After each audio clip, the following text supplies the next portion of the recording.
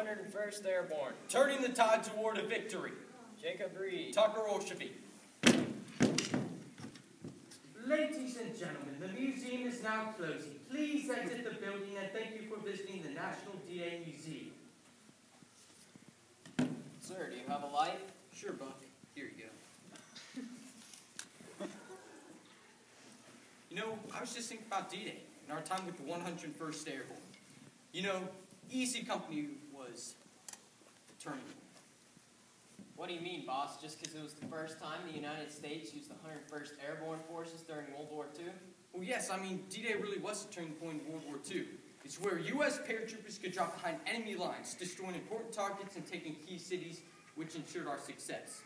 We were significant in turning the tide toward a victory.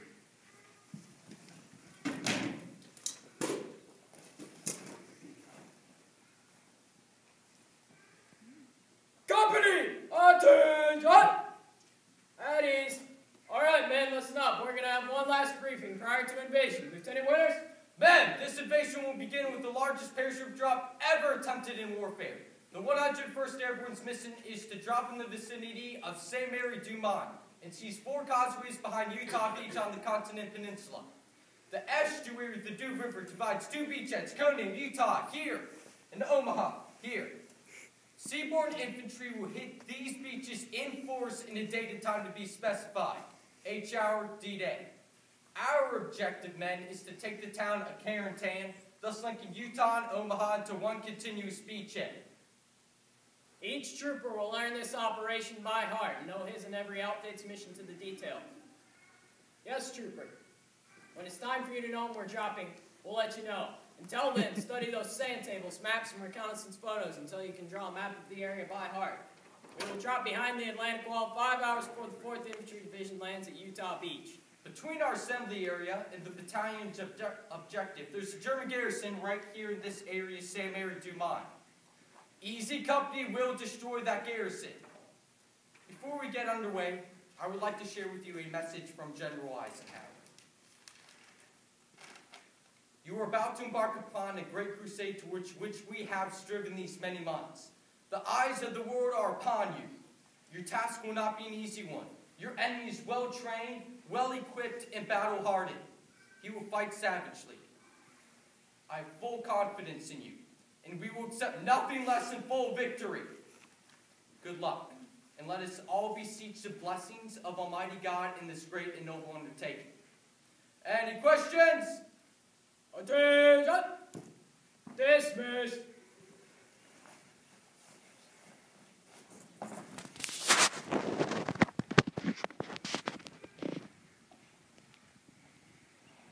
The German guns have been here and have been spotted in the field down the road at Freeport, Maine. Lieutenant Colonel Strayer wants us to take a map. Does Strayer know the Easy Company only has 12 men? No, it didn't come up. And that doesn't matter. That's our mission.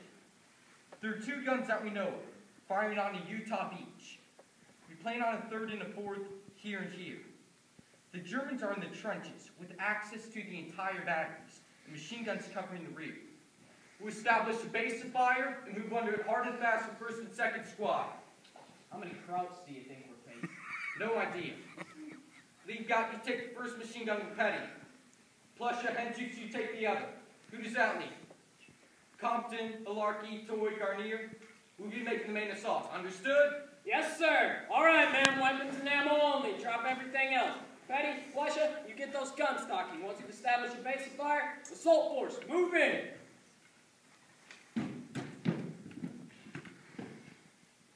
I have spotty memories of the action at Freeport. I remember springing through hedgerows and jumping into a trench. The Germans were armed to the hilt and firing at us. That one ran out into the open. I tossed a frag at him. The grenade was right on the money. I'd killed him dead. That was my first kill. Ask me today what it's like to kill a man in combat. I won't say much. I have no idea who he was, what he did outside of war, or if he had a family. You just don't think. The sense of duty had long since taken over. I will say this. Our attack on Freeport has been written up in the military textbooks as a model of small unit assault. But nothing seemed varied by the book about to me. It seemed more like ad-lib fighting, developing strategy as we went along. Maybe that says it all. The American military man is taught ingenuity. If he's thrown into a chaotic situation, he figures how to dig himself out. I don't remember when victory was last declared at Brecourt. All the German guns were eventually silenced. History has shown that we saved a lot of lives of the troops landing at Utah that day. If our actions saved any of the boys' lives, that's part of what we were there to do. But you received the Silver Star. I received the Distinguished Service Cross that day. But success in military operation isn't about medals. It always feels short-lived. You shoulder your rifle and you move on to the next battle. The 29th Division coming from Omaha is linked up with us to drive the Germans out of Carentan. This has secured the beachhead, but can't be established inland until we take Carentan. This will be very tough due to 3 reasons: lack of sufficient armor and artillery, the skill and determination of the defenders, and the hedgerows. 6 feet high with narrow lanes dividing them. They're more like trenches, so solid they can stop a tank. I know. Each hedgerow is a major enemy position. And there's so many of them. This is about as bad a place amount of infantry assault as can be imagined. But it has to be done, and the task falls to the 101st Airborne. Our battalion will be attacking down the road on the southwest side of Carentan.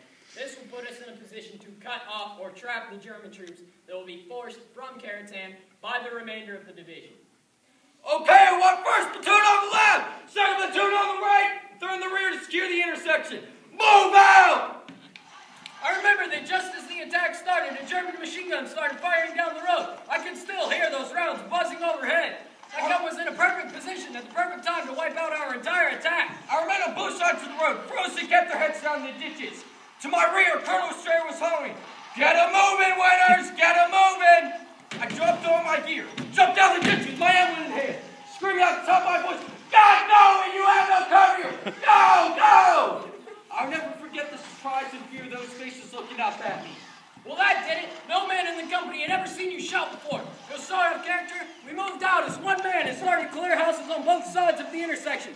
By 0700, we had the intersection under control by tossing grenades and killing the machine gun crew that had been firing steadily since our attack had begun.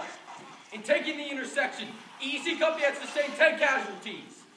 Next, we began to pursue the retreating Germans. They had established a defense on the high grounds west of Carentan. They had excellent fields of fire and heavy hedgerows for protection. Under fire, the 506 was committed to the right-hand side of the road. Our mission was to anchor the railroad tracks which ran alongside the flooded area. At 0530, all hell broke loose as we prepared our final attack to force the Germans from the outskirts of Carentan. Both sides opened up with artillery, and there was a hail of lead going in both directions. Under that tense fire, our sister company broke loose and ran without permission from battalion headquarters. D Company then also retreated. EC Company is now alone on the front line. We held fast.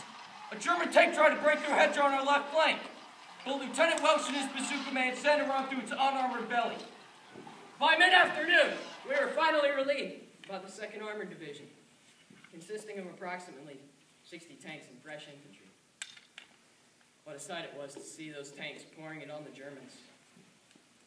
Over the course of war, Easy Company had participated in numerous battles, but without a doubt, the toughest fight of the war was the German counterattack on Carentan on June 13, 1944, when we held our position where the air companies ran served as a tribute to the fighting spirit of the American paratrooper. For the 101st, the Battle of Carentan was the last action of the Normandy campaign. They were gradually pulled back to a camp north of Utah Beach to be evacuated back to England. Seeing that beachhead for the first time, with a vast amount of ships in every direction as far as the eye can see, seeing the American flag on the beach, left me feeling weak in the knees. For a few moments, brought tears to my eyes. I've never looked at our flag since without that memory in mind. You are right. We were significant in turning the tides of war to victory. My memories always return to Easy Company, to a time when a group of young men joined together to fight for freedom and to liberate a world from tyranny. No one will ever be forgotten.